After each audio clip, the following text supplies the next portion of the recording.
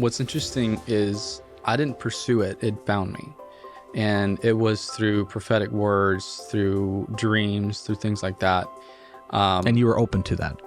No, I wasn't. As a matter of fact, I remember working with my friend Mark and telling myself and telling my wife, I was like, man, knowing what he goes through with being a business owner and all these things, I said I would never want to be a business owner. It's stressful. But it's rewarding. And lo and behold, like I'm here doing that now.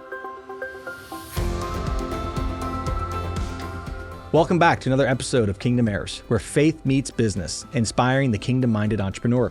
With today's episode, I have my good friend with me, Andres Hernandez, who is the creative director and the communications director with Rock City Church, who is pursuing a filmmaking career.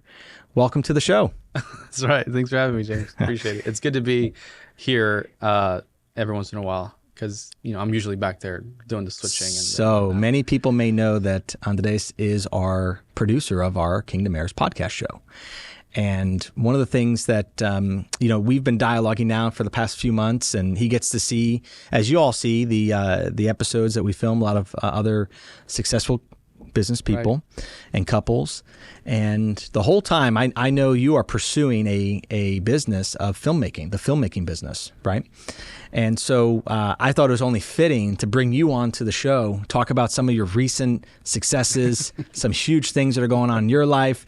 You, I think, truly represent a great part of our audience of young entrepreneurs who have got a heart for God. You love the kingdom. You serve in a full-time capacity in the local community church.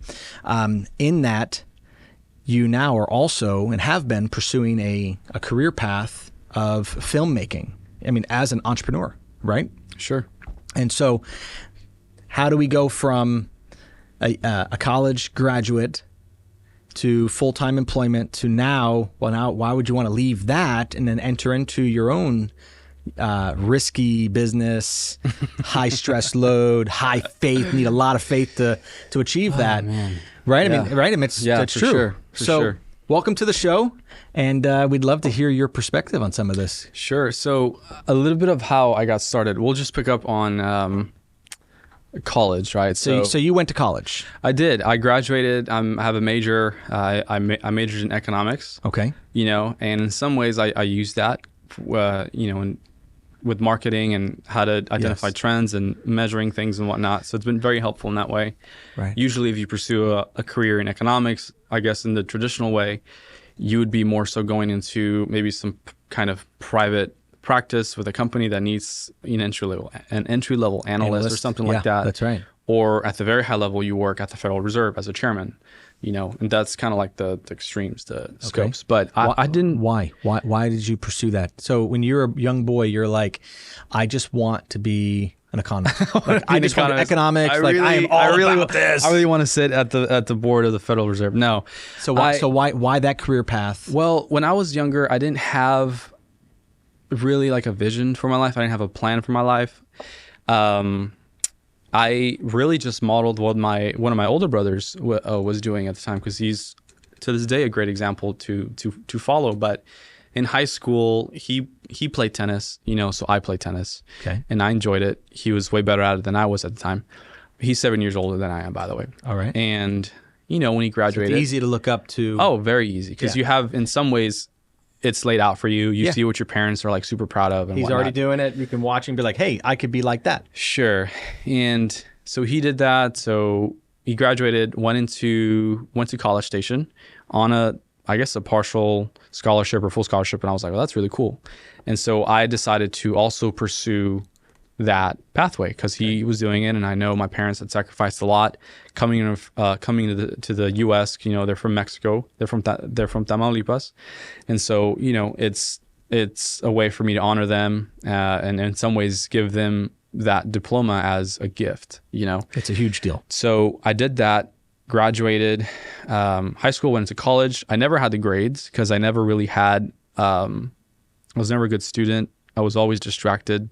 Right. And so my whole goal was to go to College Station, just like how he did. But I first went into Kingsville, Tamuk.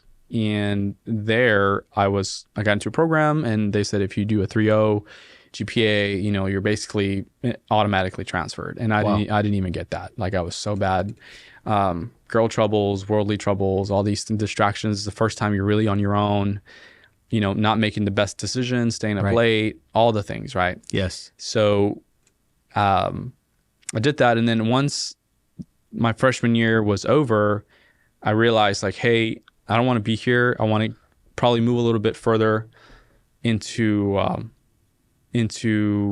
I guess town, like Corpus Christi, because there's nothing to do in Kingsville. It's very small. Like we went, my roommate and I went to Walmart just for fun. Sometimes we rode the bus. And I was like, yeah, we're going to Walmart at, come on, 8:00 at night. It was super lame, but it was. Side note, my team and I are actively engaging in the Kingsville market and building something super cool. I want to know about that. That the mayor, the president of A&M Kingsville, and everybody else is super excited about.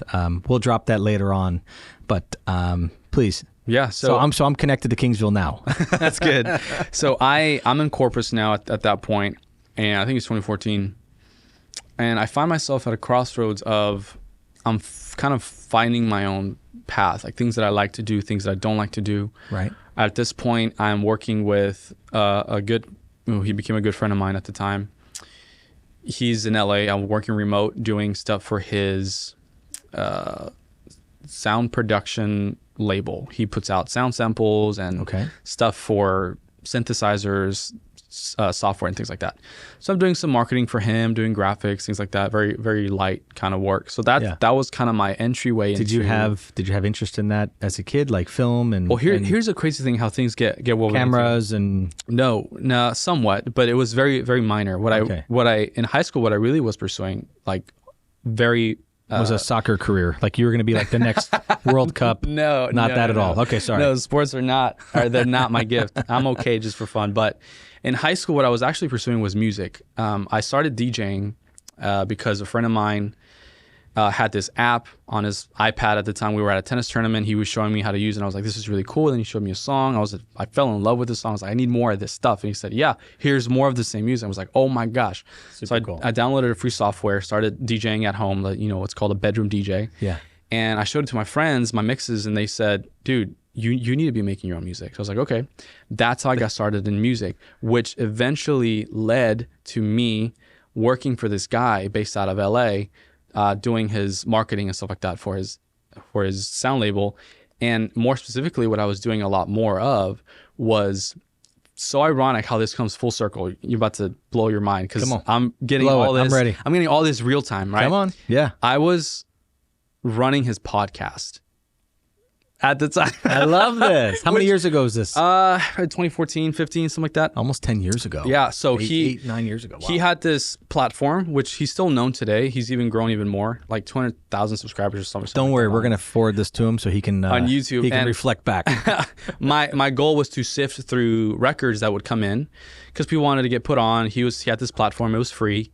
And I got to select music that would make it onto the podcast. I would mix it together because I had that experience. Yes. And it was a lot of it was, I think everything was non-paid at the time. Yeah, yeah. And that's how I got my intro into podcasting, oddly enough, and into marketing. I love it. And it's just a cool, fun side fact. 2 people came on, submitted music into that podcast called the Evolution of Sound Podcast. That doesn't exist anymore, by the way. But 2 people submitted it over the years. One of them, his name's Kirby. He came on as a super young, I think teenager at the time. Yeah. And then the next year, he got signed to the world's largest electronic music record label, Spinning Records. And his life has just changed. It's not that I put him on and he got that, but I was like, that's so cool that you just don't know who you're going to come across. That's right. This other guy as well, his name's GVN, Gavin Brown. I got to interview him during COVID just for fun. He also came on, submitted several tracks. He was on a couple of times, and now he's on one of the largest labels for dance music, Anjuna Beats or something like that, whatever it is. I love this. And it's just so cool. So cool that you get to encounter these people that are, go on to make a living out of this. You come alongside them, and then boom. Yeah, and I was like, that's so cool. I came in direct contact with these people that are just like, touring the world, major festivals, big record deals, all this stuff, which is really fun. But so you get a taste into marketing. So you get a taste of this, and you're like, oh, this is awesome. I'm enjoying this. What were you doing for full-time work? During college? Oh, so this was still during your college time. Yeah. Okay. Yeah. I mean, I had a lot of time. I was single, and I did all my schoolwork at school. So at home I didn't have to do anything. Okay. So I just had a lot of time on my hands. So you graduate college. Mm-hmm. Then what's the next step from there? Graduate college. Did you have a full-time job lined up at that point? No, I didn't have anything. I'm trying to remember the timeline because don't colleges help line up full-time jobs for their graduates? I thought that's when you get like, this is your offer, here's all the companies that you get, this is what your salary is going to be, here's your bennies package. No, definitely not. That didn't happen? Definitely not for colleges. economics. Take note. You should do that for your students. They just paid you a whole lot of cash. You should probably help line up some really good work. College is a business, and I think you get a lot more out of probably online courses and things like that, which is what I've done. Okay. But I think out of college, I'm not against college. I was just saying that No, I think neither you should get something. Neither am I. Out of college, I believe it was 2017 when I graduated. I was already going to church at the time. I started going to church around 2015. That's when I first started going to church. All right. And then 2017, I graduated. At the time, I was attending where I currently work, which is Rock City Church. Okay. So that's where I was. Did they have a production team at that time? Yeah, they've always had a production team. It was smaller back then because we weren't live streaming. Got it. So it was just like your lyrics. This is before the birth of live stream for a number of churches because of COVID and everything else. Right, for sure. So it was just like a very small team. It was the front of house, sound man or woman, and then lyrics and lights. Got it. And that was kind of, I want to say that was the extent of it. There might have been another person, but we didn't have cameras, so there was nothing. Before you could staff a booth, specifically at our church with 3 people. Now to fully staff a booth, you need about 7 or 8 people. Wow. Which is great, but it presents a different set of challenges. Yes, of course. Right. But that's what I was doing when I graduated. That guy who I was working for, as soon as I graduated, I told him, and he said, "Okay, I'm gonna start paying you now." So he was my only client. I got one check a month of like $1,000, and I just had to make it work. I love it. And in that, the Lord just provided with all sorts of things, with food, people, cash. The way I got my first car that my parents didn't give me was so wild as well. That's a whole nother that's a whole story in and of itself. It could be a whole nother thing. Maybe my wife will come next time and we'll tell that story, because that is absolutely bananas to understand and learn how, and like when God ordains something and you say yes, He will make it happen however He makes it happen in whatever timeline. That's exactly right. It's His plan. Yes. It's His plan at that point if you keep saying yes. I have this joke that I made about a year ago or something like that. I was doing a video and I said something along the lines of, your life is about the consistencies, and what you do with them. And I was doing a play on words. That's a good word, in Spanish, of like consistencies, the constant yeses in your life is you go from this to this to this to this, saying yes to the Lord every single step of the way. And who knows where you'll end up. That doesn't always mean more money or a bigger platform. It could mean mission field and you're eating rice and beans. Maybe. Who knows? But that's where I was. He started paying me $1,000 a month, and that's all the money I had. Yeah. At the time, I was single, and the rent was decent, and I was splitting that with a friend of mine, and so it just worked out at the time. How did you get to the role you're at right now, where you are you're head of production, right, for a very healthy sized church here in our community? How did you get to that point? So again, without having gone to school for production or it's a series of yeses and like right place, right time. A good friend of mine, he has a company who does video production and websites. It's like a whole creative agency, right? It's really cool. Yeah. I was looking for a job. We got connected through another person who came into the church to do relief work for Hurricane Harvey. Yeah. And his name is Randy Skinner. I love that guy. He was very involved in how I got my first car to begin with, which is awesome. But he came into town as a guest, connected with Pastor David. He came to speak, and he had some video pieces he wanted to do to send to Governor Abbott and to send out to people in government here locally to get the funds. Because a lot of the funds for Harvey were going to Houston externally. They weren't coming to Rockport, to the actual devastated areas. Yes. So I think I don't know how he got connected to my friend. His name's Mark. So he's working with Mark, and Randy is like, we just click, we just connect, and we're hanging out a lot while he's here. He's only here temporarily. We're hanging out a lot every day, whatever. And he says, why don't you come with me and maybe you can help, Mark with video work if he needs help. And I was like, okay, sure. I think something like that. It's not verbatim. So my entry into video production, the way, I've been doing it the last several years, was through hurricane relief video. Got it. And wow. I was out there in jeans because I didn't know any better, in the heat of the aftermath of Harvey. Yeah. With mosquitoes everywhere, in the rubble, in Port Aransas, while the coffee shop that our pastor owns was kind of destroyed. People are working to get it back. Yeah. And my first role was just holding up the boom.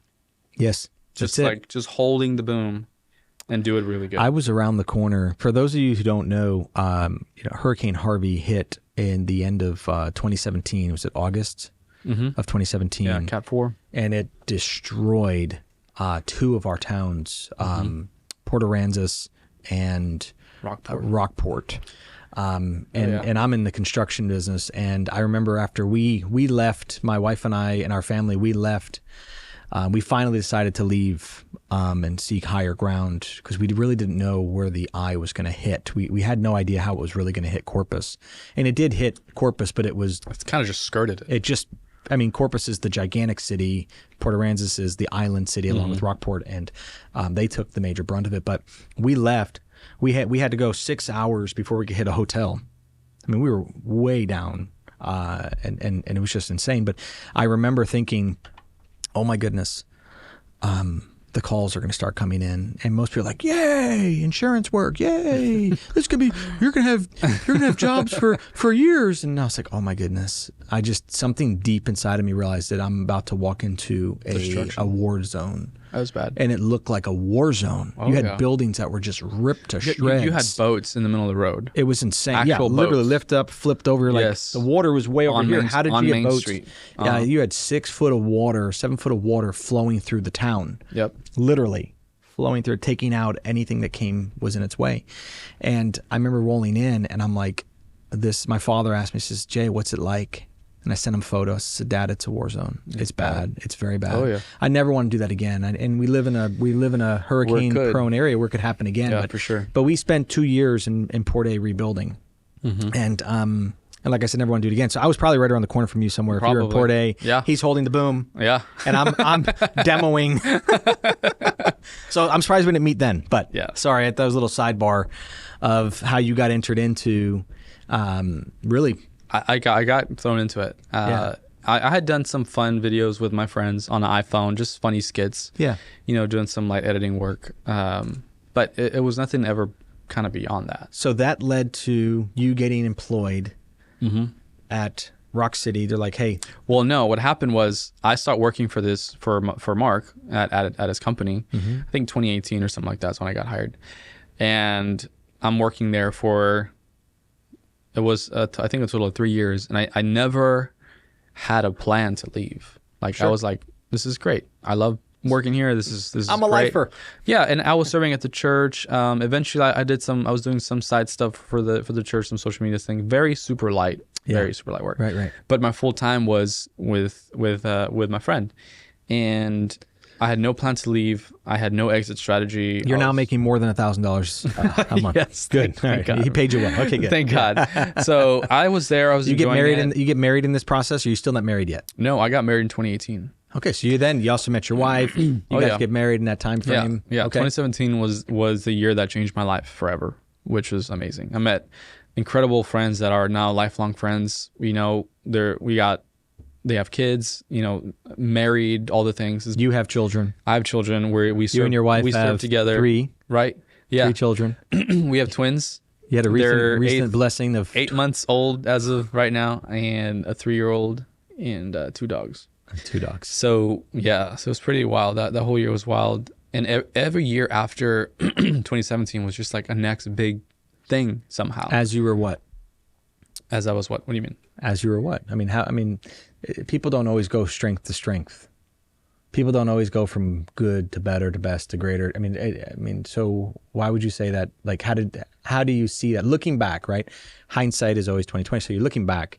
Why would you say that things just kept getting better and better? Like, was there a formula? Was there, if you do check these boxes, surely everything's just going to start falling in line? Definitely not. Like, I'm the worst person to come for formulas for success, because I'll just tell you that I live under God's economy, and it's just different.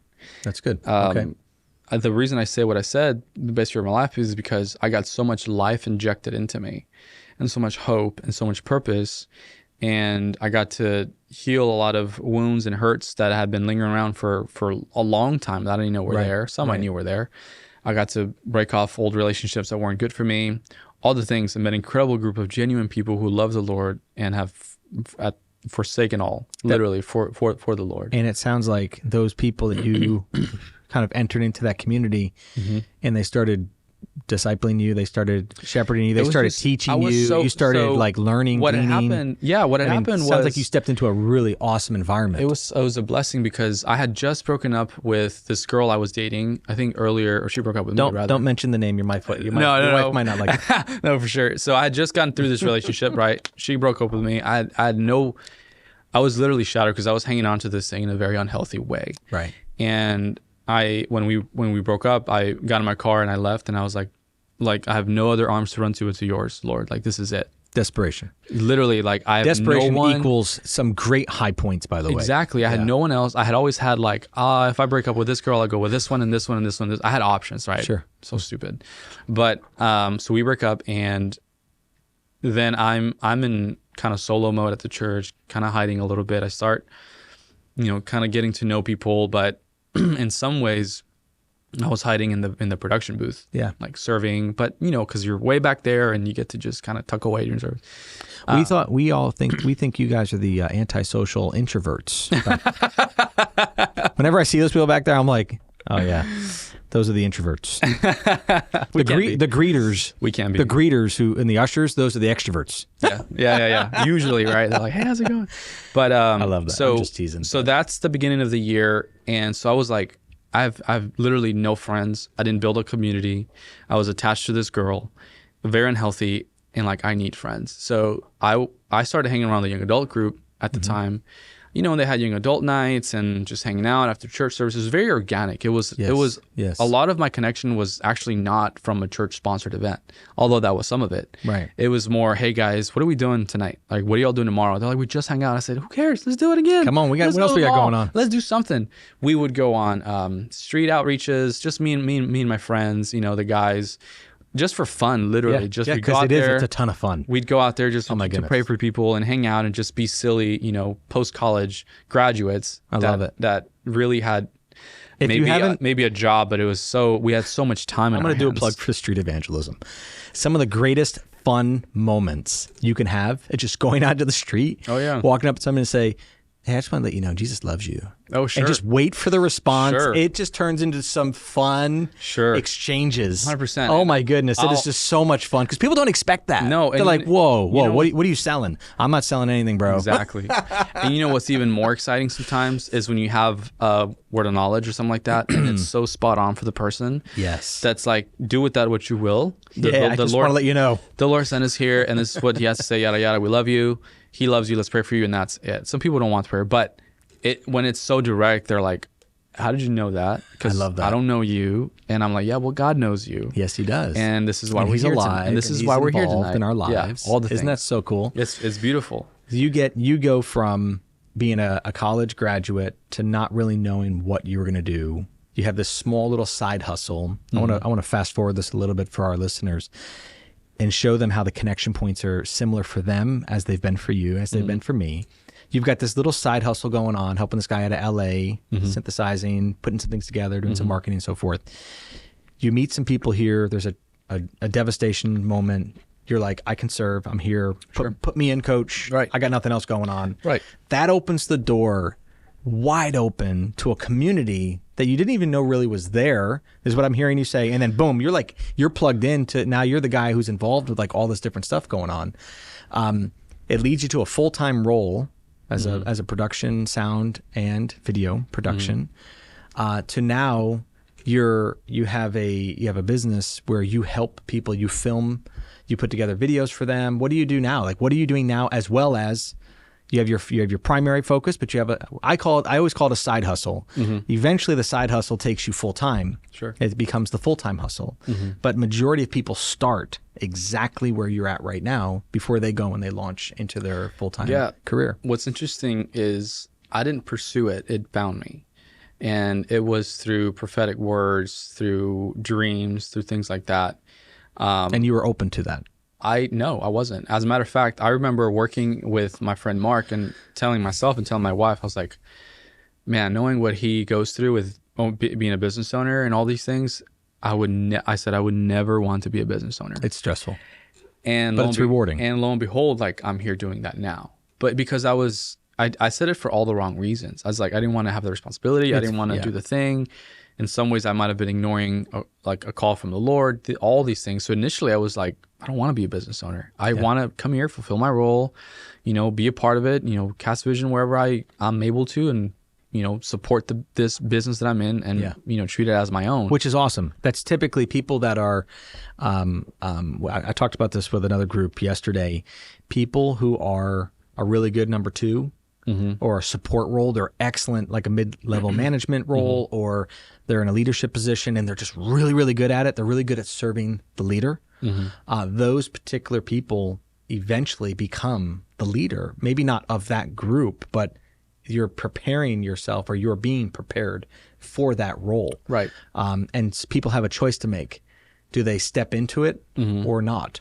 And it's not a right or wrong choice, but it's like it's there for them if they want it. For sure.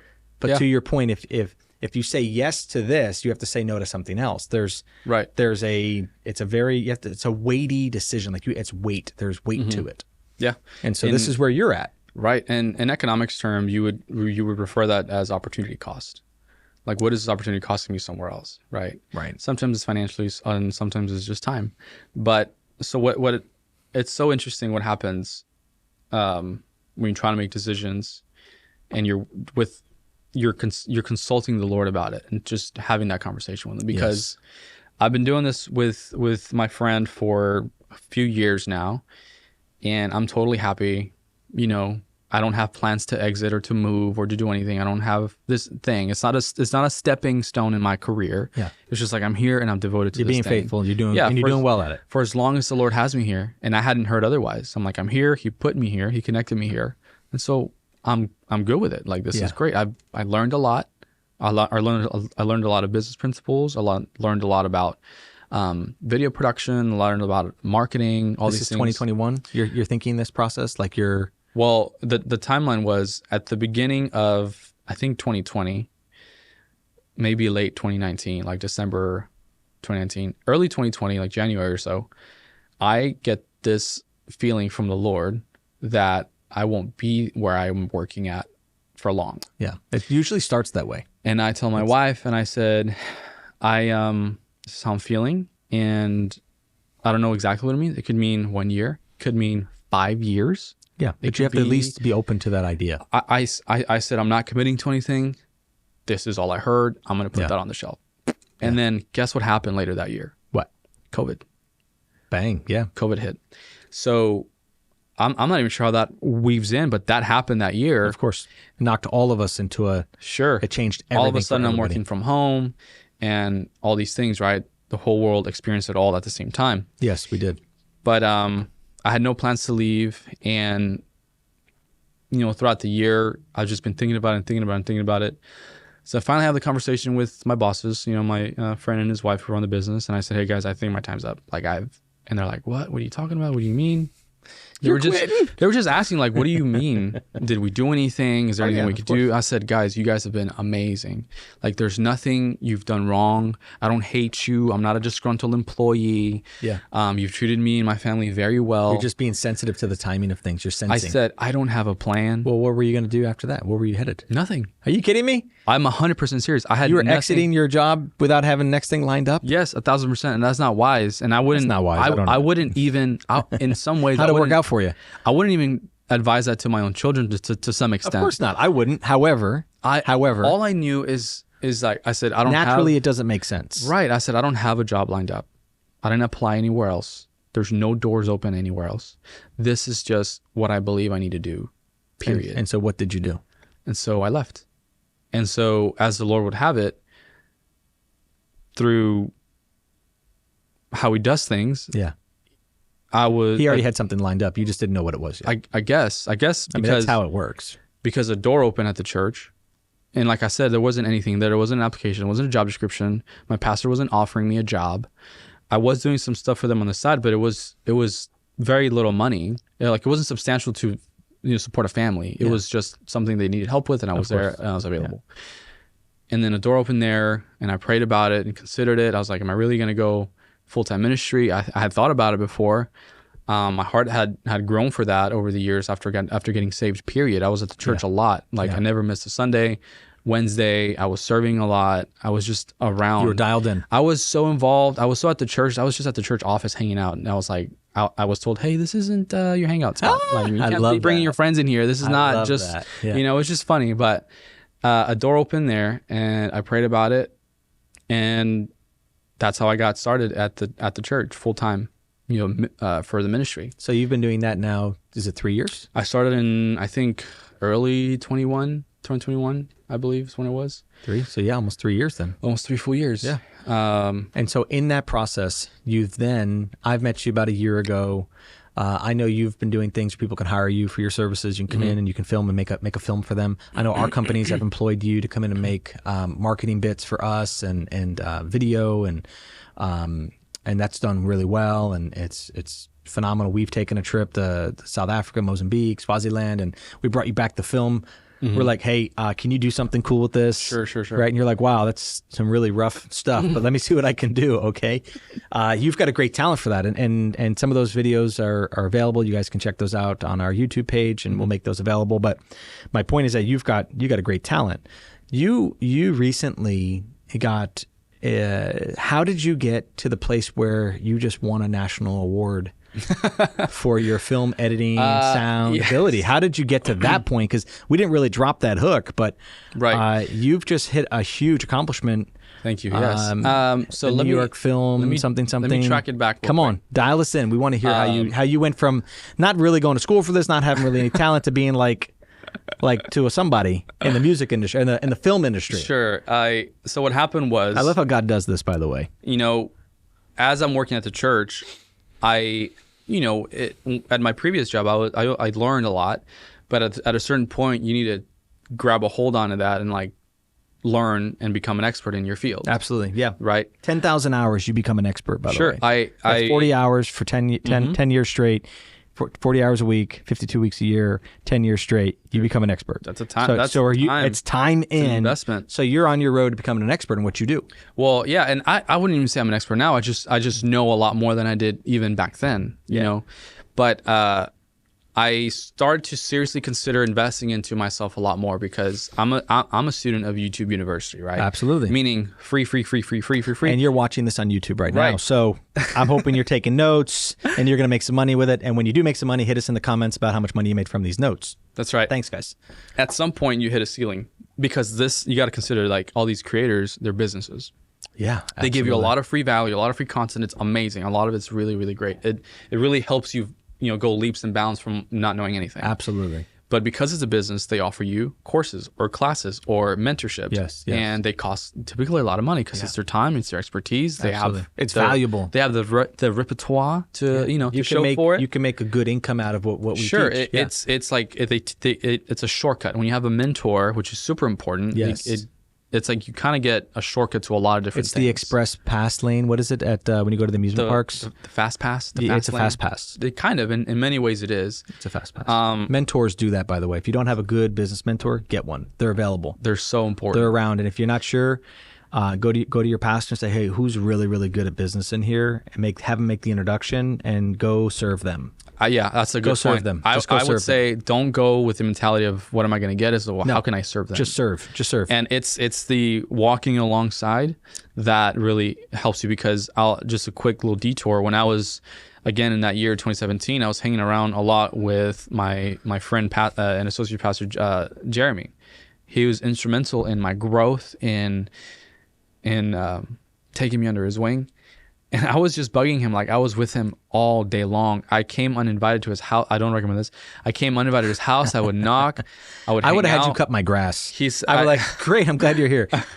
We have a house project, and you're here to help me do my house project. Right. Awesome. It's just so funny. And I would totally take advantage of that. Yeah. And I'm going to teach you while you help me accomplish my goals. He said, I asked, hey, can you meet? And he goes, I'm about to go to Lowe's, or I'm about to go to run this errand. You want to hop in the car? I was like, sure, I'll go. And I just hung out with him. Yeah. I was literally just around him. We call it gleaning.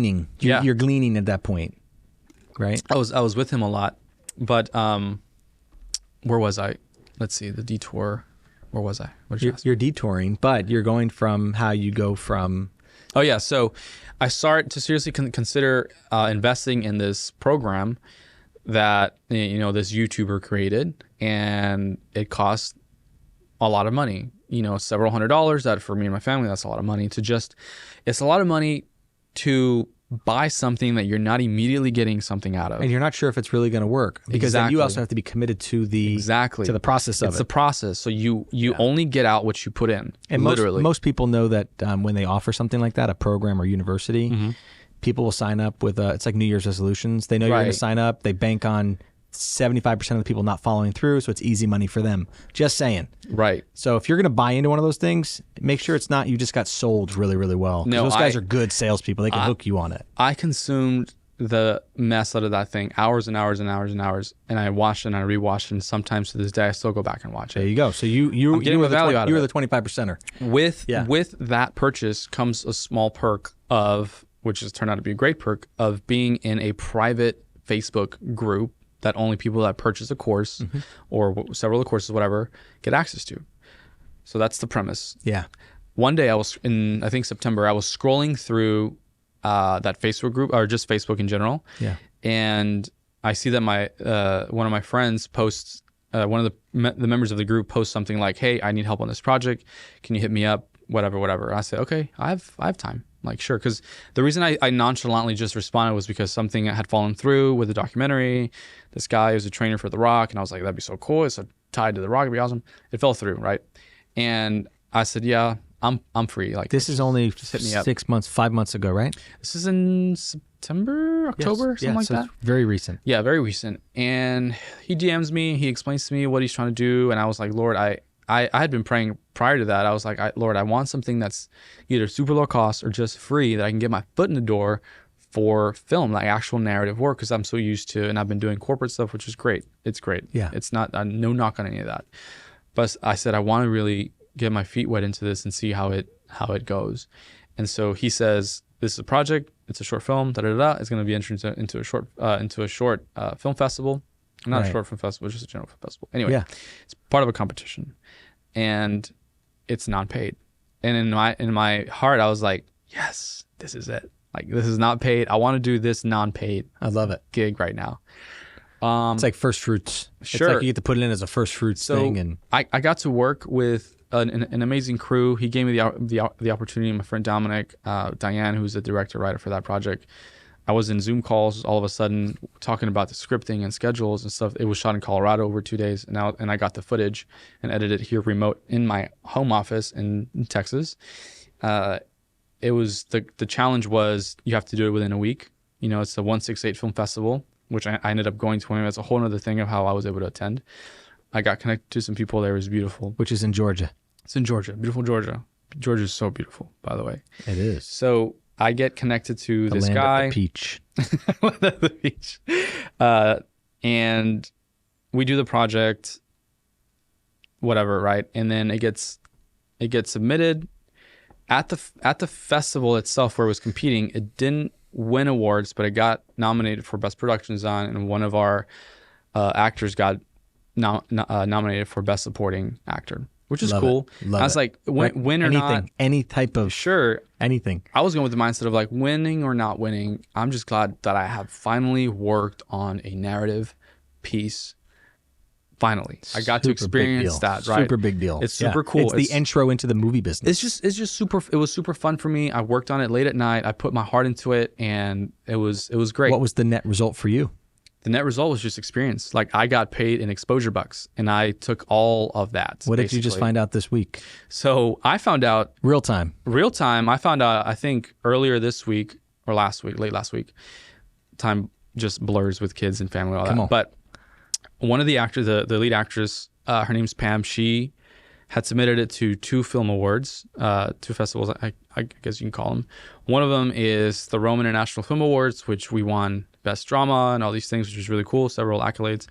It was awesome. And she also submitted it to the New York International Film Awards. New York International Film Awards. Come on.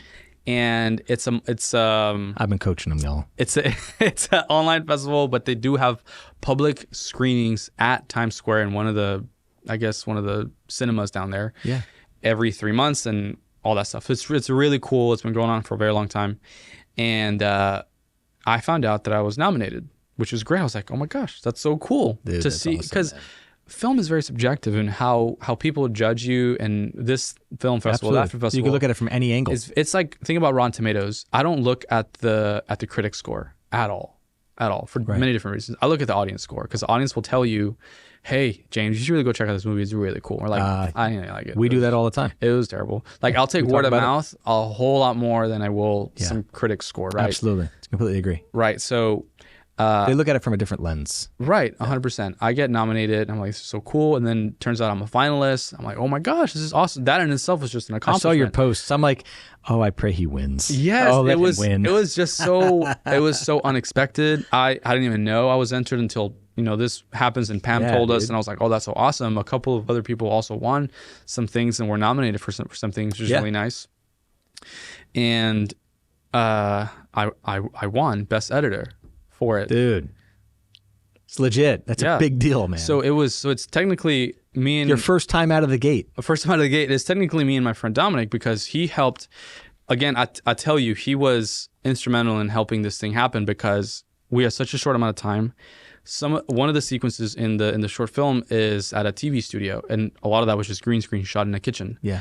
And I said, Dominic, can you please take this because I won't have the time to do the green screen work and put it together. Come on. Yeah. And so because of that, he was able to get an editing credit. He gave me the sequence, cut out the green screen, all that stuff, and put it together. And that was one of them, right?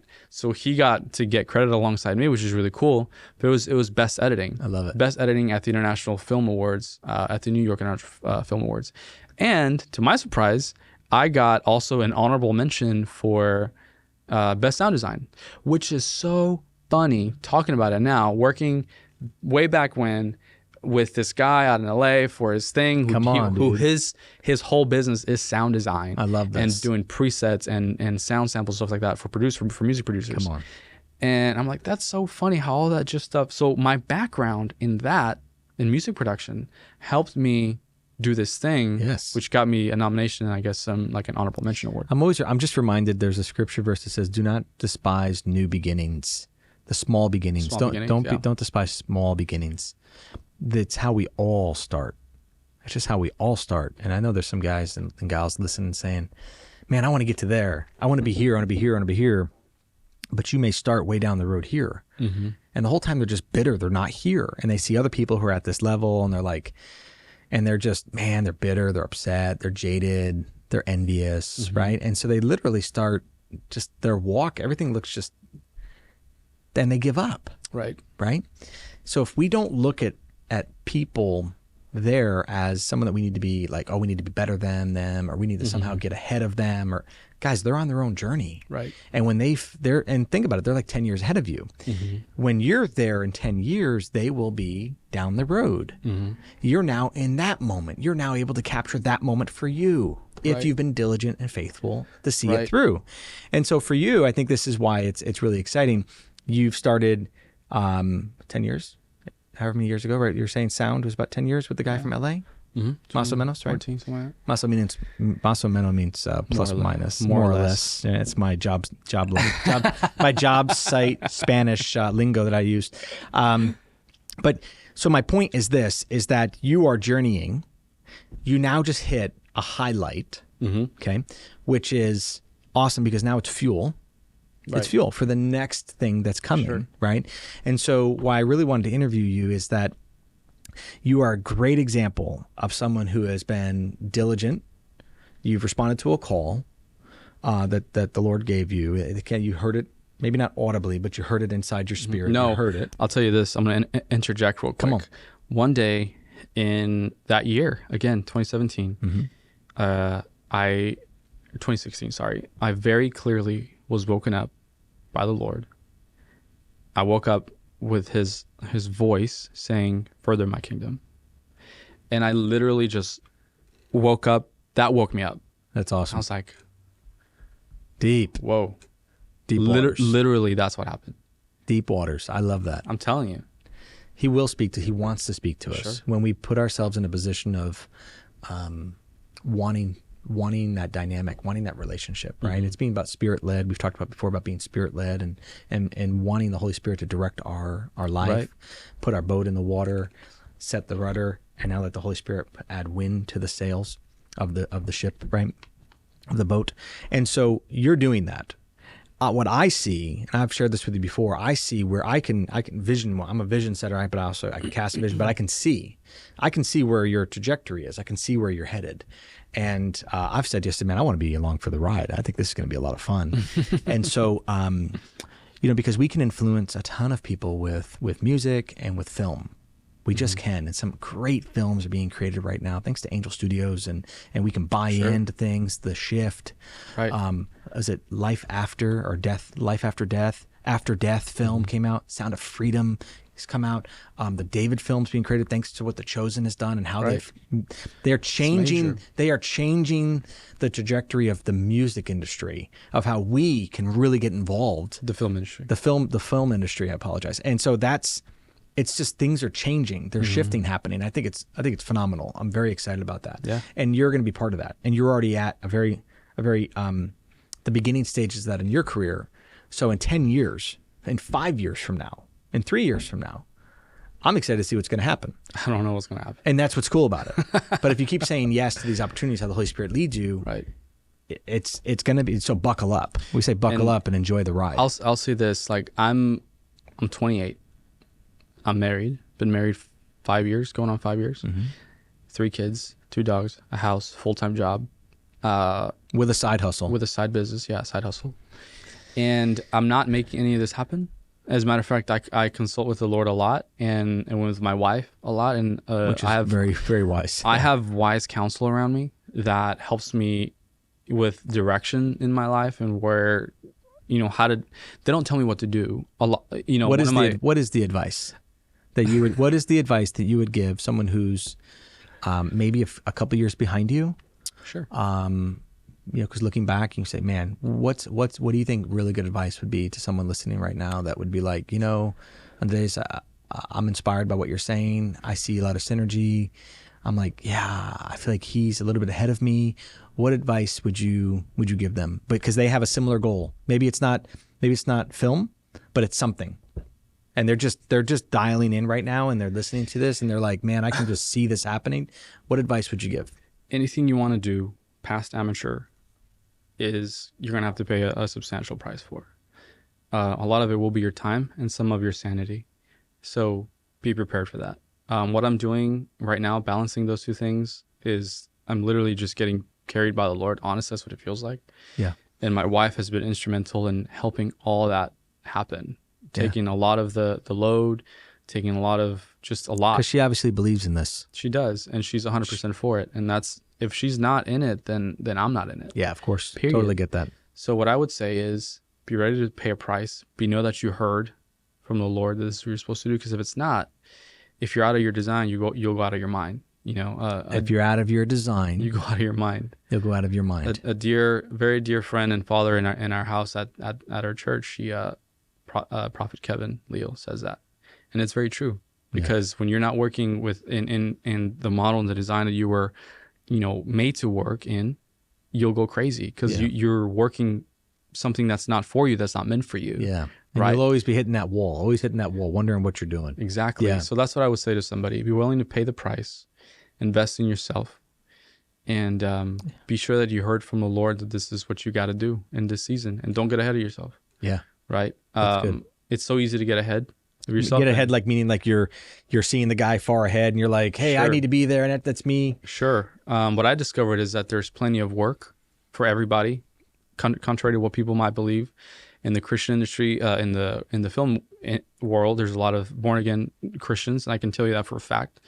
That they're doing a lot of ministry behind the scenes, on set, that kind of a thing. Yeah, I've seen that. And I believe it. One of my major pieces of advice, which is what my very good friend Jordan tells me all the time.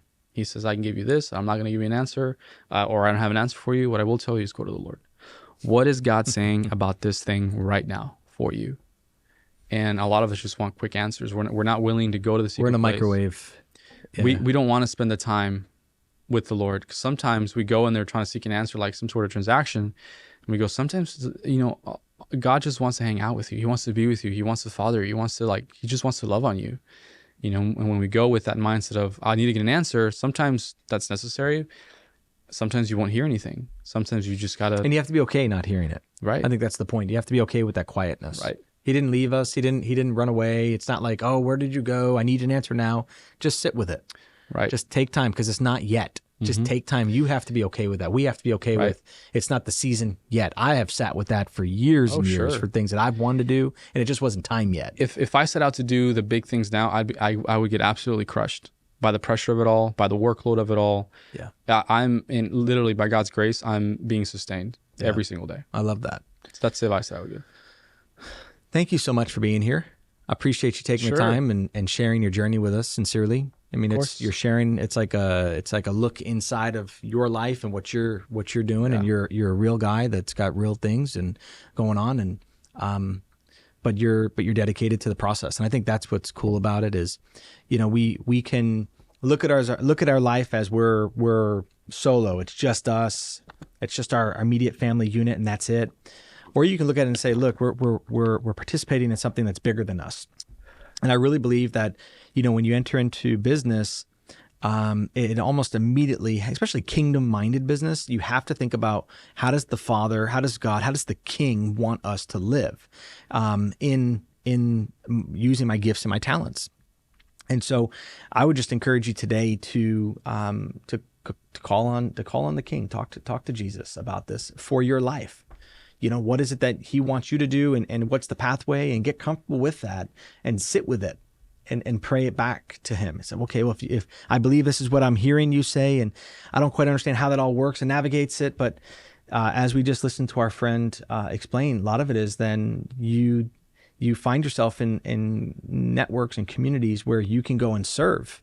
Just serve. Begin serving. The armor bearer. Right? The armor bearer of Jonathan. Jonathan had an armor bearer. He just held the armor.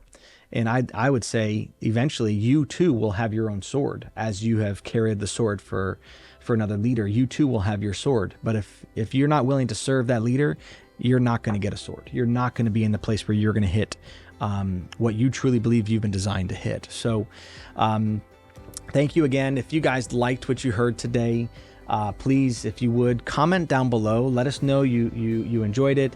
If you have a question or if you have some work for our friend here and you'd like him to be part of that, I'll put you guys in contact together. Sincerely, I think Hernandez would do a great job for you and for your group.